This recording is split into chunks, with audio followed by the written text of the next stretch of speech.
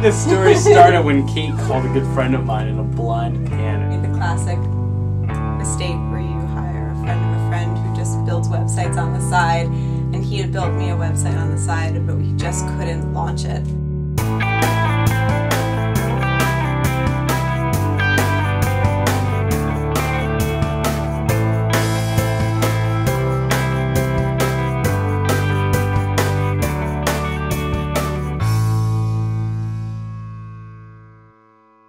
I called Ben Berkowitz. I was practically crying. He had David there. I think in about 24 hours they took it from the 85% to 100%. to 100%. So David was the original savior. I thought he worked for Ben. I didn't realize he was a freelancer or on the market. So I then went on a 6-month quest to try to find a developer who would work on the team and come in-house. It ended again with another conversation with Ben, where I was like, I really, really need a developer. I remember him talking to you on the phone about it, and he was just like, no, he doesn't work for me, like, he works for himself. So I started out with the book, The Green Bride Guide, and then I had a blog that went with the book, and then 2 blogs and 3 blogs, and those I could do on my own. I thought, like, okay, that will be all we need. And then I quickly realized that there was a lot more potential to the company, and I'd already sort of geared up and I'd won those competitions, and so I had more money to put into it, and I really wanted to create a site that was much more social and more of a hub that really had,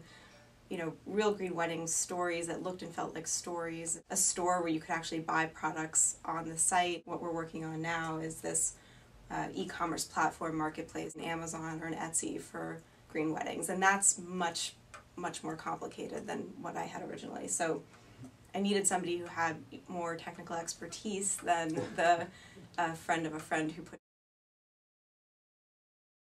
Honestly, I think it was in the first time that I worked on the site. When you do web development for enough clients, you notice that people really typically just kind of do things based on what they like, you know, like what appeals to them as a person emotionally. Pretty much just wanted things to be done, to work, to look nice for people. Get her done, I think was the motto. You didn't have a lot of, like, you know, oh no, but it has to be 3 shades lighter of green, because like you didn't inject a lot of ego or personality and control. I was also very impressed with his stamina. He got hit by a car, and 3 weeks later he was in here with his mouth wired shut and his eye bugging out, still like tight. I was like, really, I think you could take another couple of weeks to heal. So those are the good I was very impressed. A great CEO and a great tech person both are looking at return on investment. How much time does this take versus the payoff? Does it meet the mission of the company? And prioritization, which is always hard. Yeah. I don't know where we are percentage-wise in terms of sort of the larger vision. It depends like how far out you go. But 60%?